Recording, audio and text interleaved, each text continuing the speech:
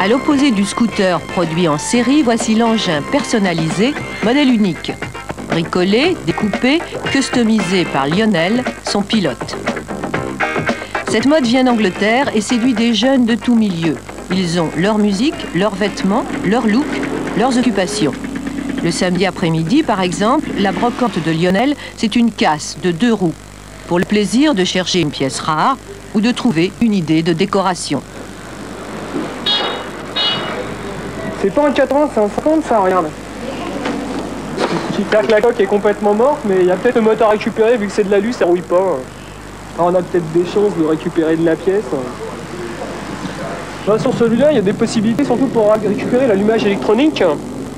Et bon, peut-être des pièces moteurs, c'est-à-dire des chemises, des pistons de 80, c'est pas évident à pouvoir trouver, puis ça coûte cher hein, quand on les achète neufs chez Vespa. La casse, c'est un moyen un peu onéreux de trouver de la pièce détachée. Alors, selon ce que vous avez besoin, vous y allez. En plus, ça vous permet de passer une après-midi sympa, vous discutez les prix. Et puis, vous regardez, ça vous donne des idées, vous passez devant des pièces. Alors, en même temps, il y a des Vespa accidentés, puis vous avez d'autres modèles de toutes les motos. Ça vous permet justement d'avoir des idées quant aux transformations. Je suis assis sur un Vespa 125 PX Arcobaleno, tu vois, de base. Il y a eu quelques légères modifications à peu près à tous les niveaux. Ça a eu du phare, rétro, à peu près toutes les baguettes, la fourche, les béquilles, il n'y a rien d'origine. Le but du jeu étant donc de le personnaliser à outrance pour que donc il n'y ait plus une pièce comme la vôtre. C'est-à-dire être sûr de ne pas avoir un scooter identique au mien. Dans ce box, vous passez beaucoup de temps? L'été, j'essaie de quand même profiter un peu du beau temps. J'en fais beaucoup l'hiver. L'hiver, en fin de compte, je prépare les scooters pour la saison. La saison, c'est les rassemblements, c'est les virées, c'est les sorties, c'est les vacances.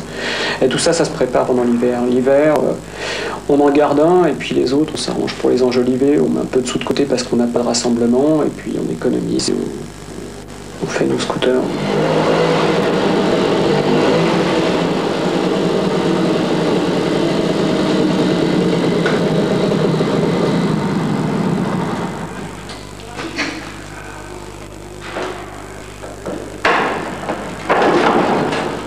Est-ce qu'il y a beaucoup de filles dans le milieu scooteriste? À vrai dire, non, pas vraiment.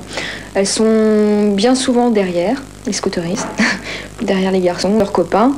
Beaucoup sont dans le milieu du scooter parce que leur copain est scooter boy. Mais bon, bien souvent, ils changent de copain, il y en a beaucoup qui arrêtent. La réputation des filles, c'est d'être nulles en mécanique. Oui, c'est vrai qu'il y a beaucoup de garçons dans le domaine du scooter qui en sont persuadés. Personnellement, j'ai inventé mon scooter moi-même. De la peinture, moteur, changer aussi la mâchoire de frein, l'embrayage.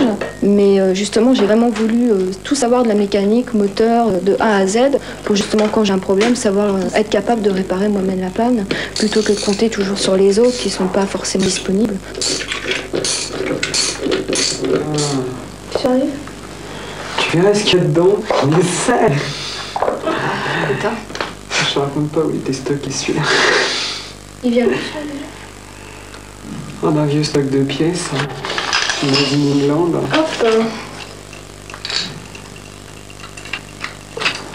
T'as bientôt fini, toi? Ouais, attends. C'est ça. Tu me dis, c'est pas un problème. Non, c'est bon. Mais qu'est-ce que vous aimez dans cet engin? La ligne, l'allure.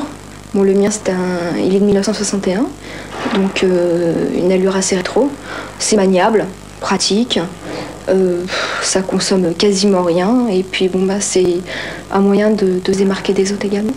Est-ce que vous aimez mieux le scooter ou le monde des amis du scooter? Les deux, vraiment les deux. Enfin moi je les conçois à l'ensemble.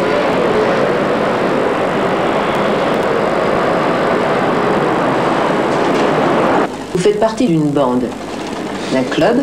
Qu'est-ce que c'est exactement? Bande, je sais pas trop, club, oui. C'est un groupe de jeunes qui ont donc une passion commune depuis un grand nombre d'années pour la Vespa. C'est une famille. On se connaît depuis des années et c'est plus ou moins les frères et les sœurs qu'on n'a pas eu et en même temps ils partagent notre passion, alors c'est important. Est-ce que vous vous définissez comme marginal? Marginal quelque part, oui. Oui, parce que ce plaisir de la Vespa, en fin de compte, il est venu un peu à outrance. On les aime, on se passionne pour tout ce qui touche à nos scooters.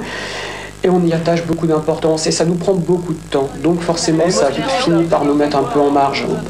On vit entre nous notre passion et puis on est assez nombreux, à vrai dire, pour pas avoir à aller, je sais pas, même à côtoyer les motards. On reste entre vespistes.